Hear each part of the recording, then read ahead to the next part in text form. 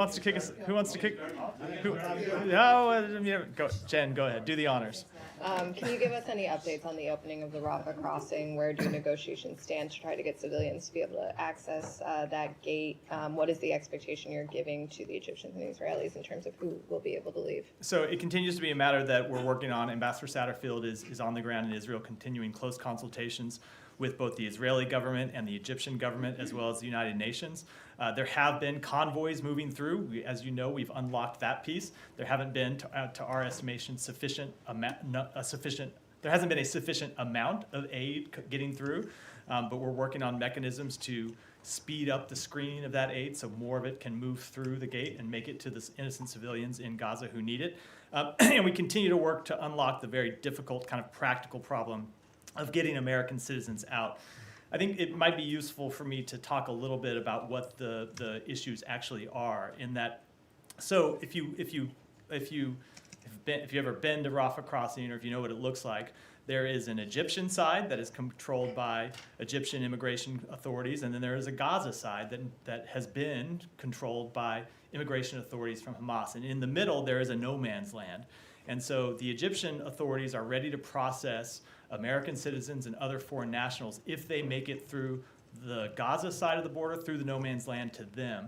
But the problem has been up until now, and it's the problem that we've been trying to unlock, is that at times on the Gaza side of the border, there has been no one there from Hamas to open the gates and process people and let them through. And at other times, there have been actually armed Hamas militants standing there, not even letting people approach the gate.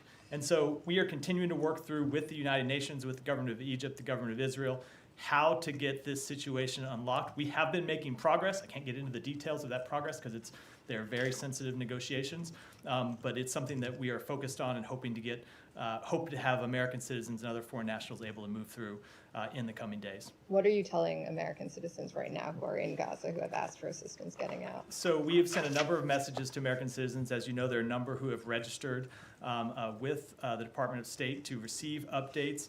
We sent a message to them yesterday, just telling them that we were continuing to work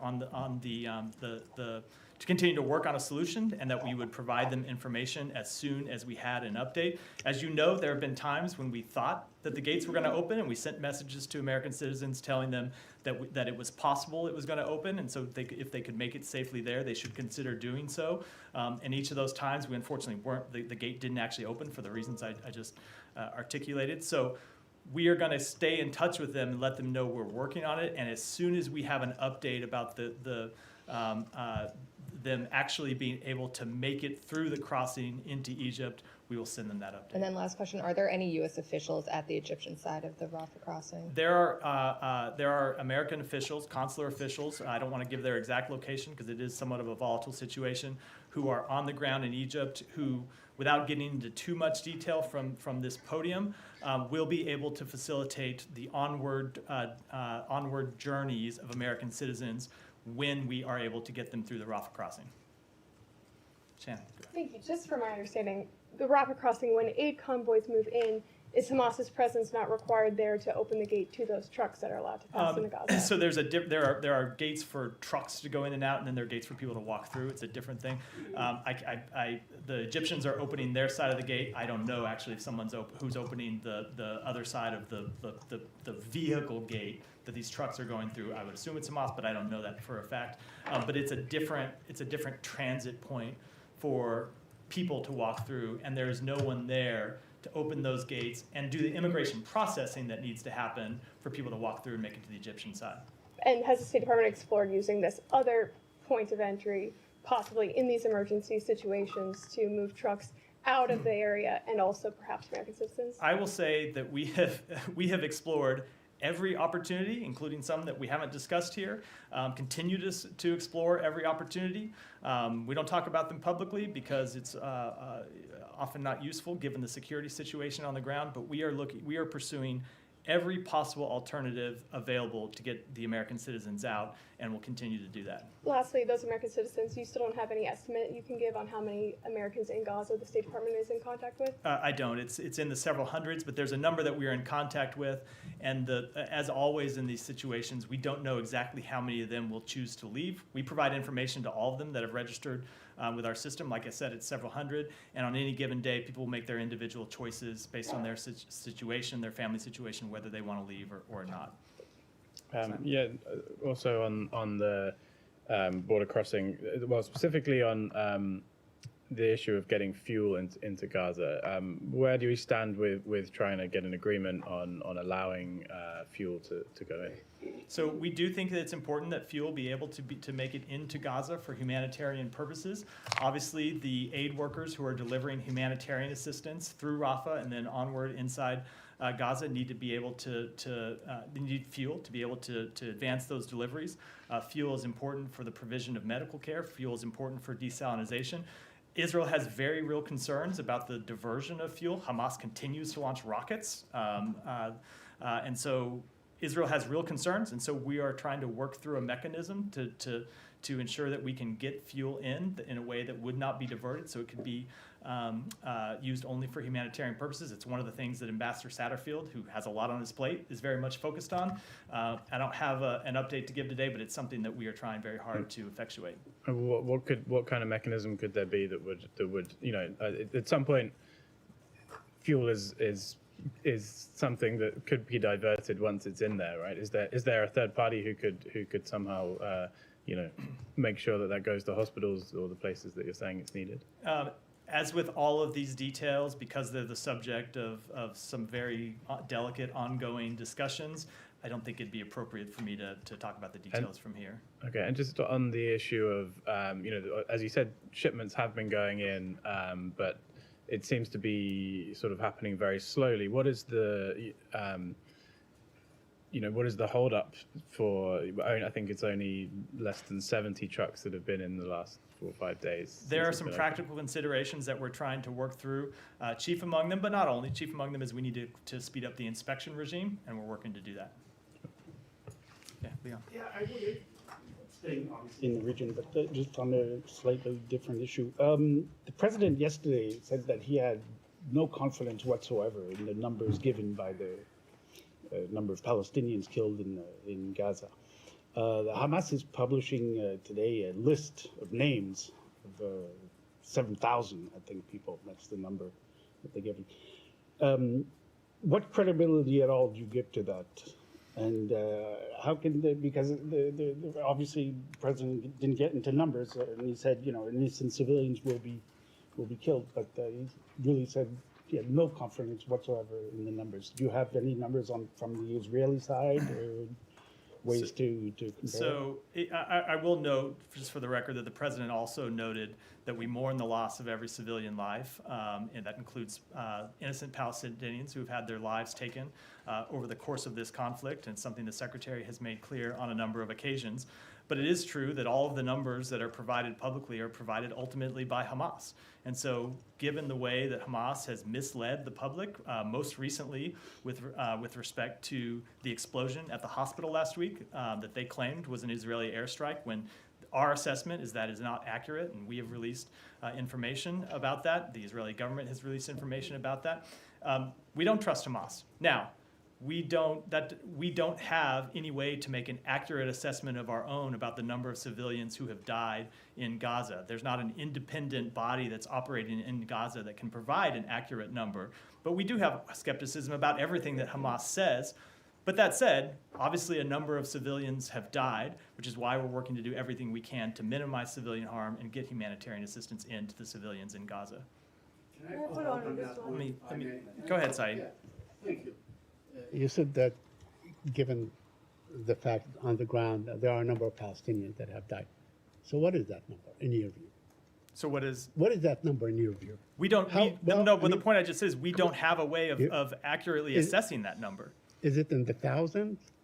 Is it in the thousands? See, I say there are a number, but I cannot stand here and give you without. There is not a United States body. Right. There's not a United Nations Right. body. There's not a credible body that is in there assessing the number. But let me just say Right. that we know it's a significant number of people have died.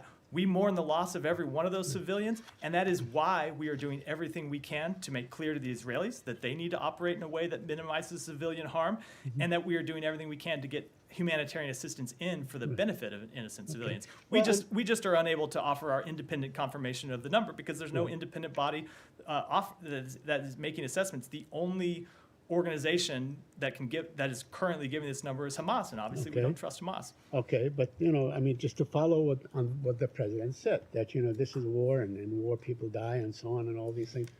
What would be acceptable for the United States? I mean, do you have a figure that can be acceptable that would push the government of the United States that has a great deal of leverage on Israel to say, okay, the time has come for a ceasefire? Saeed, I think you were conveniently leaving out a number of things that the president said yesterday.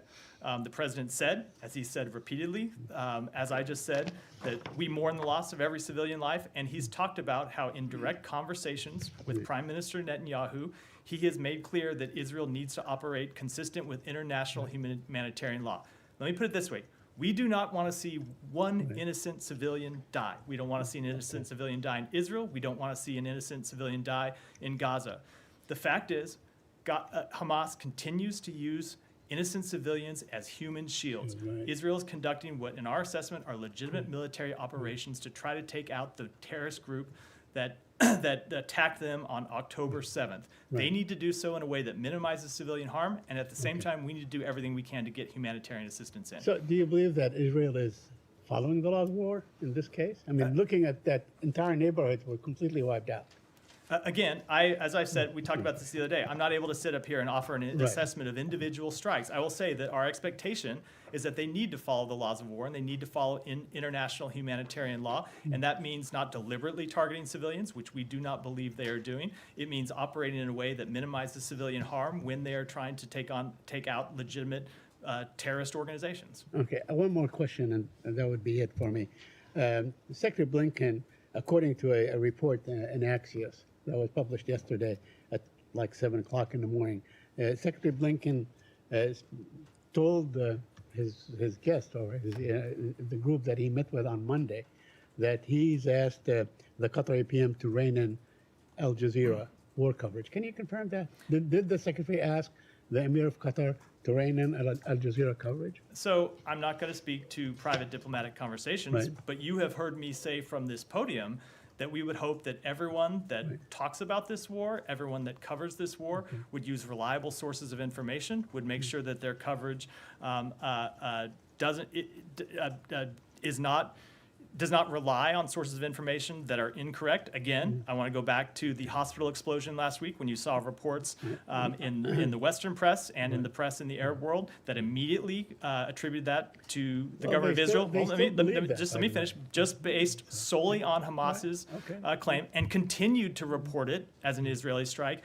Even after Israel had offered an assessment to the contrary, we had offered an assessment to the contrary, and Hamas had offered no information. So I will say that we continue to hope that everyone will treat claims from Hamas skeptically. Okay, this is not a claim from Hamas. This is a published article by a well-known Israeli newspaperman. He wrote it in Axios and so on, and he attributed it to solid sources and so on. And he said that Mr. Blinken told the Jewish community leaders on Monday, he also met with Palestinian leaders on Monday, and he told them that he asked the Emir of Qatar to rein Hamas. And the reason I ask it, because yesterday at about this time, or an hour before, at noon, Israel bombed the place where the family of a Al Jazeera prominent correspondent, the senior correspondent in Al Jazeera, and they killed his entire family. Do you have any comment on that? So, two things. Number one, if you're suggesting a link I'm not between the two, suggesting well, you anything. asked them in. You asked them in direct. I'm not suggesting direct. anything. You I'm asked them in direct. So I'm glad you're not suggesting that, because any such suggestion would obviously be preposterous. No. I will say that just as we mourn the loss of every civilian, that includes those journalists who are in harm's way. And I would say, as we've noted a number of times from the United States government, we we give special respect to journalists who put themselves in harm's way to let the world know what is happening and to bring information to the world. So obviously we mourn the death of those journalists. It is a great tragedy. Alex, go ahead. On this topic, two questions. I'm sure you have seen media reports about Hamas delegation visiting Moscow today. What role has Russia been playing in this fight against Hamas in your assessment? We haven't seen them play any productive role. The only thing that we've seen them do was exercise a veto in the United Nations yesterday on our resolution, which achieved majority vote inside the Security Council, but was vetoed by Russia and, of course, by China. But in terms of the work that we have been trying to do to keep the region calm, where we have had conversations not just with leaders in the region, but the Secretary had a conversation with Wang Yi while he was in the region, we have seen Russia play no productive role at all. Any reaction to Hamas dialogue, having dialogue with Hamas in Moscow? I wish I could say I was surprised, but I'm not, and I don't have any further comment. And on Iran, yesterday President warned publicly Ayatollah that if should there be any attack on U.S. Forces in Syria and Iraq, it will trigger a response. We have seen multiple reports, at least not one, at least two attacks since yesterday. There hasn't been any response. What should we expect in the next couple of hours, days? So I am not going to preview any action from this podium. I will say that we always reserve the right to defend ourselves and our interests. We will never hesitate to take action when needed to protect and defend our forces and our interests overseas. And any response, should one occur, any U.S. response will be at the time and place of our choosing. And as I said, I certainly wouldn't discuss it from here. Please come back to me later on the caucuses I have. Okay. No, Yes. go ahead. Since you disputed the number of civilians killed, just wanted you to verify this. So the UN said that 35 of their workers have been killed in Gaza, 24 journalists, including the family of our colleagues Wael Dahdour. Is this something you dispute as well, or you just say Palestinian civilians? No, I don't. I'm not able to verify that. We don't have an independent U.S. assessment to make of that. But no, I do not dispute numbers from the United Nations. Obviously, there is a great difference between the United Nations and a terrorist organization like Hamas. But the United Nations using the same numbers. I don't know where they're That getting their. Hamas is I don't know using. where. I don't know where they're getting their information. The United Nations obviously has connections with workers that it has on the ground. So I'm not able to speak to their assessments without having any more detail of how they Okay. arrived at them. Just link this with the Israeli cabinet ministers have been calling Palestinians in Gaza human animals. And many people in the Arab world believe that this is an incitement campaign that will lead to more killing and, in a way, sanction the killing of Palestinians, including civilians. Is this something that you condone, or can you condemn what the Israelis are saying from this podium? I think it's important that everyone involved in this conflict, everyone involved around the world, remember the basic humanity of every individual, of every human being. And as I said before, we think it's important that Israel respects civilian life in conducting their operations. Okay, one more on the Jordanian foreign minister who just spoke at the UN, and he was speaking on behalf of the Arab group.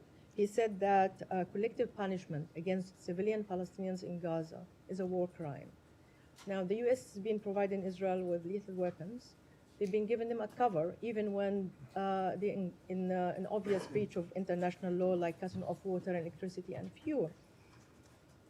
Do the lawyers at the State Department believe that the U.S. is immune from persecution later on when the dust is settling? So I would say that we would agree that we oppose collective punishment in any instance, and that's not what we believe is happening here. We believe that Israel, as I've said, is conducting legitimate military operations against a terrorist group that embeds itself in civilian populations, that uses civilians as human shields, that puts its military headquarters in schools, in hospitals, and residential apartment buildings. Israel has a right and an obligation to do everything it can to respond to the terrorist attacks and take on the terrorist organization that launched them. But as I've said, they need to do so in a way that protects civilian life to the maximum extent possible. One last quick one. Go ahead, Matt. Well, I'm just mystified by that last response. You oppose collective punishment, and you say that that's not what you're seeing here. And yet, numerous people have said that that is what's going on. And that is not an assessment that we have made. Obviously, a number of civilians have died in this conflict, and we want to see civilians protected. But you accept that. Of course. But you don't accept. I just want to make sure, because I asked Secretary Blinken about this last week. I said, do you think that much like what Saeed's question was? Yeah. Do you think that the Israelis are complying with the international laws of rules of war? And he said last week, well, there'll be plenty of time to figure that out at the end. But that's not really what the question is do you think that they are complying with them now? And I am not trying to minimize what happened on October 7th at all. But since you guys have made it a priority to tell the Israelis that it's important for democracies to respect these laws and rules, do you think that they are? We have not made, So far. we have not, as is consistent with what the Secretary said on Friday, we have not made any kind of formal assessment. There are a number of strikes that happened. You would have to look at the facts and the circumstances of every one of those Well, strikes. Hold on, let me just, to make that When kind is it that you make that kind of determination? I'd say to make that kind of formal assessment.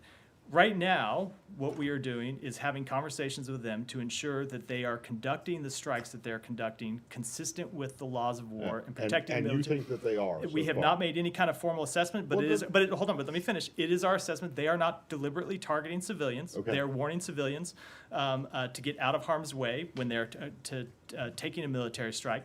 It is a difficult situation because of the point I made about Understood. Hamas using its human I'm shields. not We have suggesting not, anything otherwise. I we- just want to know, we is have it not- your assessment that they are right now? we have not made complying? any kind of formal. No, I know. I'm not asking for a formal I- assessment, but it sounds to me as though you're saying that you guys believe that the Israelis are operating It is within so. the rules of war They have and launched. So we international believe that. humanitarian law. So right? they have launched a number of strikes, and to make that determination, you would have to conduct an examination of every strike, which obviously we have not done. Those are very fact-specific determinations that people here at the State Department would have to make. We have not made that assessment. I will say, we do believe that they are not intending to strike civilians, that they're Okay. trying to conduct their operations in a way that minimize civilian harm. Okay, and what, doesn't that mean then that you think that they are complying? Again, that is, Matt, it is a legal determination that requires intense. I'm not asking for a legal determination, but if you, But the question that you've asked is a legal question that requires a legal determination. There are formal assessments the State Department makes as to this question, and they require looking at very fact-specific determinations as regards to each strike. We are in the middle of this conflict. We have not made those determinations. What I can say is what in our conversations with the Israeli government, they have told us they are trying to minimize civilian harm, and we have impressed upon them the need to do that. okay, and you believe that they are doing that? We do. Okay, thank you. Go to this. Go ahead. Therefore, you would disagree with the UN Secretary General when he said yesterday in front of the Security Council that there were clear violations of, It is just not an assessment that we have made. but he's made it. He has. It's not an assessment that the U.S. government has made. You've made similar assessments when Russia bombs places in Ukraine. You very quickly will say what you think is happening in that bombing, right? And- Why do you need to assess every single Those have strike? been after the result of internal determinations here at the State Department. I would say you've come out much more quickly than that.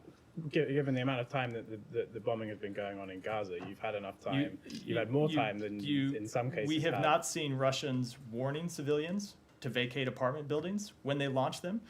We've seen evidence in Russia's case of deliberately targeting civilian infrastructure. That's the. So you have made that's what some kind of assessment. That's what we. No, I'm saying. of I'm the- saying of that's the- the difference. The difference in the situation and facts that we haven't seen here. But you- But the fact that you have made a determination, because what you just said to Simon is that you made a determination that Russia deliberately targeted civilian, and you have made a determination No. in this case that Israel is not No. deliberately doing that. I'm that- sorry, I that's don't not see, ex- it's not- there's no other is- way to read what you, No, to listen again, to we were hear able what we were you're able to saying. show and make the determination in the case of Russia that they were intentionally targeting civilian infrastructure. We have not come to that conclusion here. No. With Israel, but. With Israel, yeah.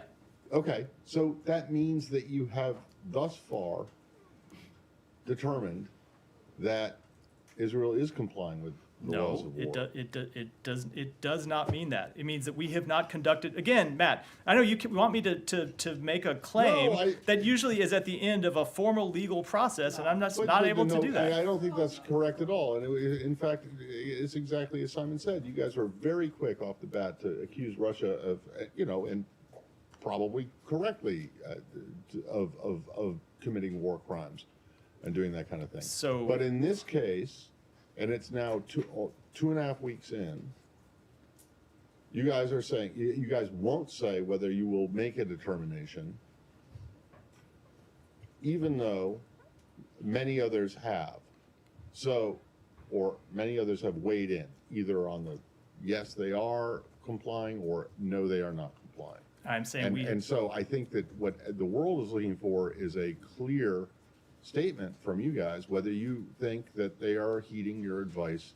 And it sounds to me as though you're saying, yes, they are. But you then, when you're pressed on that, you won't give an answer. Again, we believe they are listening to our advice, but I cannot make the formal. I just cannot make the formal determination when it comes to every one of the strikes that's been launched. Let me go ahead, Said. Go ahead, Right here, and then we'll. just very quickly. So you're saying. I do want to give other people a chance, but go ahead. You're saying that dropping leaflets on people. I'm sorry. Dropping leaflets on people, telling them that we're going to bomb this site, like 3 or 5 minutes before, is actually complying with the laws of war. Is that what you said? Said, I am not able to sit here at this podium and talk about the specifics of every. Said, I'd let you finish the question. Let me finish the answer. Sure. Of every individual strike. To make a determination of a war crime, you need to be able to do these very fact-specific determinations and compare them about what international law requires and see if the international law has been violated. I'm not able to make that assessment. Certainly not as you know with facts that you were giving to me about. Whatever strike. You just said they informed them. I'm Correct. responding to what you said. Correct. Do you think that absolves Israel from committing war crime, or does it show that they are complying with the laws of war? That is not what I said. It is a holistic determination that we would have to make, looking at all the circumstances. Go ahead. Thank you. So let's go to Africa. Today the. Can I ask you? Go ahead, and we'll come back. Okay, so today the SADC group of ambassadors had a meeting. And during this meeting, the ambassador of Angola in the United States once again highlighted President Lourenço's willingness to lead an effort to ensure that the sanctions on Zimbabwe be lifted. So and this is a concern of all African countries, that those sanctions are unfair, the sanctions. So what is Biden's administration doing in order to lift the sanctions on Zimbabwe? I will unfortunately have to take that one back and get you an answer. Did you go? I'll go ahead. Let me go ahead. I'll come to you next. Yeah, go ahead. Okay, so Matt, thank you. Regarding the attacks on Israel, what conversations has Secretary Blinken or other State Department officials had with the Lebanese government, as well as the UN Secretary General, pertaining to Hezbollah activities or missile firings, and the United Nations interim force in Lebanon obligations to intervene or stop the attacks and have follow-up? So I will say that we have made clear that all of the parties, to every party in the region hostile to Israel, that if they are thinking about this, entering this conflict, they should not take that step. Okay, then it seems like Qatar and Turkey are playing both sides. Is either government truly an honest broker and having a positive impact that you know of on stopping the assaults against Israel? We believe that Qatar has played a very useful role in this conflict in a number of cases, most importantly, securing the release of the 2 American hostages that were released last Friday. Qatar continues to engage productively on this question with entities in the region. The Secretary has publicly thanked them for that role, and we hope it will continue. I want to come back to the question about the numbers of people who have been killed in Gaza. One, John Kirby just said during the White House briefing, when asked about the thousands number, he said, quote, "We would not dispute that." Number two, when it comes to trying to figure out the numbers of people, yes, I take it that U.S. officials aren't inside Gaza, but with the rise of organizations that use and basically reverse engineer information on social media to try to pull together those numbers, why isn't the U.S. government doing that? Is the U.S. government doing that? And if not, wouldn't that be helpful in trying to determine just how much loss of life has happened and whether that would go towards giving more informed advice to the Israelis? Sure. We would welcome any credible assessment of the loss of life inside Gaza. we don't have the ability ourselves. We are not on the ground there, able to talk to people and families who have reported lost loved ones. It's not an ability we have when we don't have United States government personnel inside Gaza. But if there was a credible third party that could do it, of course we would welcome it. I would say, whatever the exact number is, we know that a significant number of civilians have lost their lives, and it is a tragedy. Every one of those losses is a tragedy, and that is why we have been working so hard to get humanitarian assistance in, to establish areas where civilians could be safe from harm, to communicate directly to the Israeli government that they need to act consistent with the laws of war, and it's why we'll keep at those efforts. So I understand the importance of the numbers, and it is important to know, and we would obviously like to have an accurate assessment that we could rely on. But it's not going to change our work to protect civilian lives, what that number ultimately is. We're going to stay focused on that. One more. And when it comes to the transport of fuel into Gaza, particularly to deal with desalination, particularly with keeping hospitals operating, are there third parties that the U.S. and its regional allies have identified that could verify that the fuel that is brought in actually gets to those locations, is not diverted? How quickly can that third party or those third parties be brought online to make this happen? That is one of the issues that is under discussion, but I don't think I should get into any of the details before we've been able to come to some kind of ultimate agreement. Is it imminent? Go Are you able to say whether it's imminent?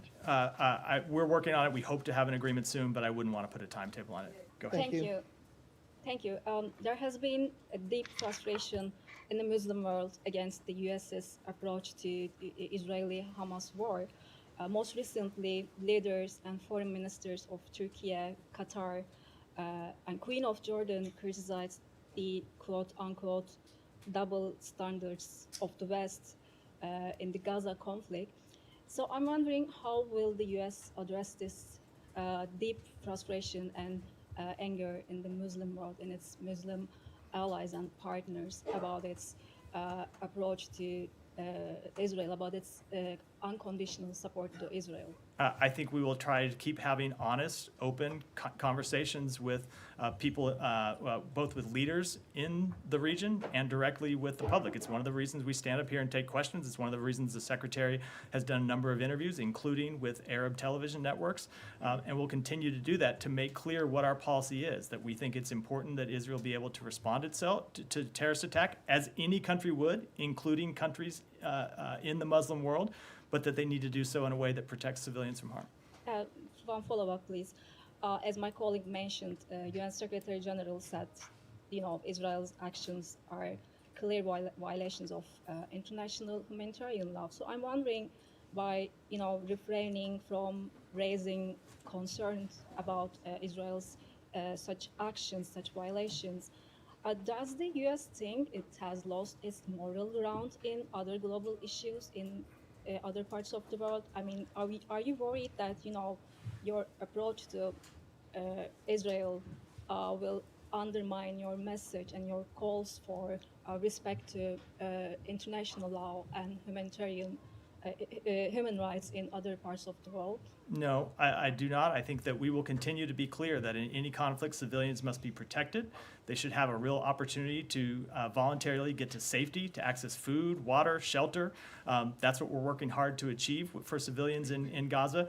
And we will continue to make clear that those rules apply equally to all parties in a conflict, including Israel in this conflict, including Russia and Ukraine, with respect to Russia's invasion of Ukraine, with respect to any parties to any conflict in the world. We will continue to reinforce that message because we believe that efforts to mitigate and respond to civilian harm are both a moral and strategic imperative that we will continue to push for in this instance and in others, and that they are the necessary actions that democracy should take.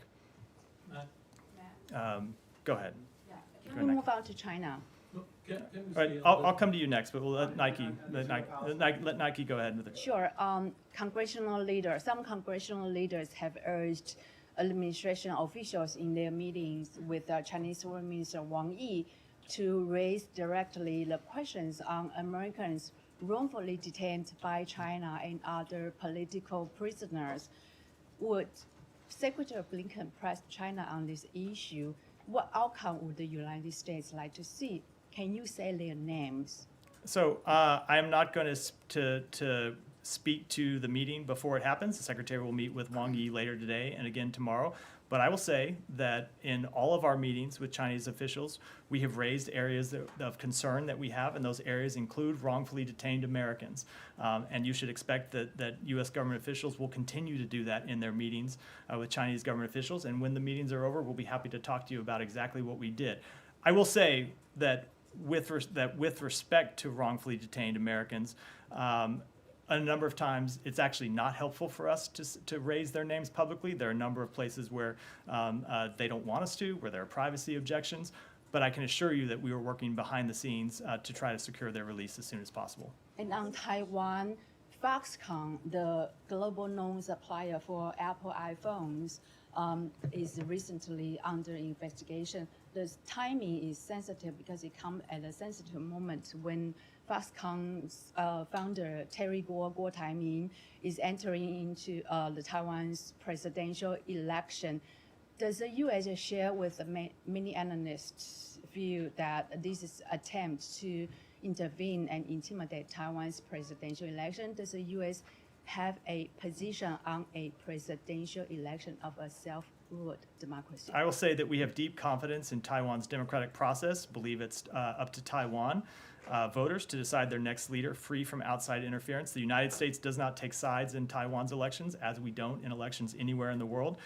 We are committed to the fair treatment of all candidates, and our policy with respect to Taiwan will remain the same regardless of whichever party is in power. Go ahead. Thank you, Matt. On Bangladesh opposition leader Khaleda Zia, whether U.S. would call on Bangladesh authorities to allow her getting medical treatment abroad, since the State Department's annual reports describe her trial did not meet required fairness, and it is a political ploy to remove her from the political process. According to media reports, 3 members, medical doctors from the Johns Hopkins in Bangladesh and checking her medical condition. As the Voice of America English service reported, the country's first female prime minister high risk of dying under these current government restrictions. So what is your comment? I will say that we are monitoring reports about former Prime Minister Zia's deteriorating health. We have encouraged the Bangladeshi government to ensure a fair and transparent legal process for her, and I don't have anything to add to an internal legal process. One more on Bangladesh. Hold on. One more on Bangladesh. Ahead of Grand Rally 28th of October, government is very much attacking on opposition and arresting every day, and they are trying to control by any means to obstruct the Grand Rally. And you are urging many times, Ambassador Peter Hush also urging many times to ensure fundamental rights and to reflect the will of the people of Bangladesh. So what is your comment? Our comment is, as it has been, that we believe the upcoming elections need to be free, fair, and peaceful, and I don't have any further comment. Nick, go ahead. Thank you so much. I know that... I was calling on Nick, but go ahead. Yeah, Nick thank you. That's why I said Nick. It's Bangladesh. Yeah, U.S. Assistant Undersecretary Afrin Akhtar recently paid a visit to Dhaka. Pro-opposition speaker in different talk shows claiming that U.S. issued a deadline to Bangladesh Prime Minister Sheikh Hasina to resign by November 3rd or face the music. Though U.S. Embassy gave an explanation, but opposition analysts continue to claim U.S. stand with opposition. Can you categorically confirm or deny? And then I have another question. Thank you. I will just say that no, we do not take a side on internal political matters. Thank you so much. I'll be very short. You know, just to explain now, a big festival in Indian subcontinent going on is called Durga Puja.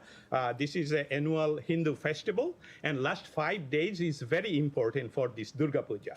And all the opposition party, the acting chief of BNP, Tariq Rahman, who is convicted and a fugitive, described by former U.S. diplomat as a symbol of violent politician in Bangladesh, and they are asking to come, they are violent supporter to Dhaka, to seize the Dhaka on the date of 28th, this day after tomorrow. It is the biggest end of this biggest festival Hindu community. And they have track record for communal violation and attacking Hindu population with arson and burning the bus and families and also making kidnap. So what is your concern on that? Thank you. I will take that back and get your comment. Nick, go ahead, and then Janie will come to you next. Back to the Sorry. Chinese foreign minister visit here. I know you don't want to get ahead of the meetings, but at the UN, Secretary Blinken said he's going to be speaking with the foreign minister on ways to prevent the conflict in the Middle East from spreading.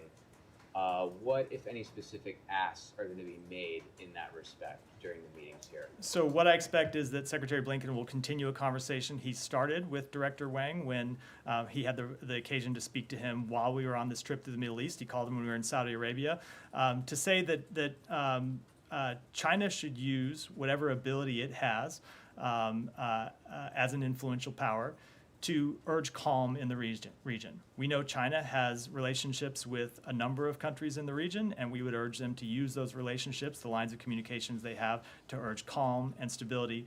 We don't think that increased stability benefits the United States. It doesn't benefit China. It certainly doesn't benefit the people of the region. Janie, go ahead. Thank you, Matt. I have a question on the Russia, North Korea, and China. Russian Foreign Minister Lavrov told the reporters that arms deals between North Korea and Russia were groundless and that the United States had made false reports without evidence. Also, Russia claims that the UN Security Council sanctions against North Korea are meaningless. How will you refute this? With respect to the last, it's interesting to hear them claim that they are meaningless, given that Russia voted for those very resolutions that impose sanctions on North Korea. I will say that our assessment has not changed, that we have seen the flow of weapons between Russia and North Korea. We believe that those violate UN Security Council resolutions. But that said, we will continue to act to support our allies in the region, in Asia, and with respect to Ukraine, we will continue to provide them the weapons they need, the security assistance they need to defend themselves, including a package that we announced today. Abby and then Michelle, I'll come to you next. Will the Secretary Blinken raise the issue of China's role in the UN Security Council sanctions against North Korea at the meeting with Wang Yi? I am sure that North Korea will be on the agenda, and I wouldn't want to comment any more specifically in advance. Abby, go ahead. Two questions. The UN humanitarian coordinator on the ground there said that there is nowhere safe for civilians to go in Gaza. Do you disagree with that statement? And what is the latest on U.S. efforts to create safe zones? I will say that we are working very hard with our partners in the region. It's one of the things that Ambassador Satterfield is working on to ensure that civilians can be protected from harm. It's the subject of ongoing discussions. I don't have any updates to offer other than to say it's something that he continues to work on. And there were reports today that U.S. and Qatar have reached an agreement for Qatar to revisit their relationship with Hamas after this is all over. Do you have any comment on that? I saw the report. I can't comment on a private diplomatic negotiation. I will note two things. When the secretary was in Qatar, he said publicly that ultimately no country can continue to carry on with business as usual with Qatar as they did before business as usual with Hamas as they did before the October 7th attacks. That's a message he delivered in all of his travels through the region. That said, we are very appreciative of the role that Qatar has played in helping secure the release of hostages, in work to continue to secure the release of hostages, and we are very appreciative for their work in that regard. And Michelle, and we'll wrap it up there. I have two questions. Or Alex, I'll come back to you. I forgot. Yeah, go ahead. Sorry, First, Michelle. does the U.S. support the French president's proposal to form an international coalition similar to the de-ISIS coalition to fight Hamas and other extremist groups in the region? That's an issue that we will discuss directly with the French government, but certainly we welcome the work of any government to try and ensure that Hamas cannot continue to operate and carry out terrorist attacks the way it did on October 7th. And second, are there any considerations to withdraw the UNIFIL forces from the south of Lebanon? So I'm not aware of any such plans at this time. The United States remains committed to UNIFIL's mandate of monitoring the cessation of hostilities and the Blue Line generally. UNIFIL's independence and freedom of movement is critical to its ability to fulfill its mission. Thank you. Alex will wrap there. Any update for us on the RFI reporters situation? Have you heard back from the Russian government? To expedite.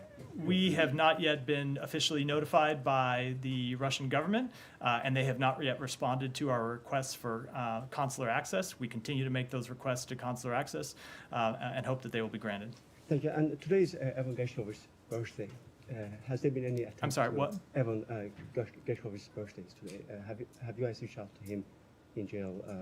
I know Ambassador met with him last week. Yeah, the ambassador met with him, and we've continued to have conversations with him when we do have consular visits, and we continue to press for his release. And finally on Karabakh, you know that the meeting between Azerbaijan and Armenian leaders was supposed to take place in Brussels, got cancelled. Second time, actually, this got cancelled. I'm just wondering, given all the latest developments, and also we have Iran in the picture, is there, what is your hope for the Washington-backed peace process? Is it a distant dream at this point, or? We continue to think that it is in the interests of the two parties. It is interest in the region. It is in the interest of the region, and it is in the interest of the broader world that those two parties reach a peace agreement, and we'll continue to push it. I'll leave it there. Thanks, everyone.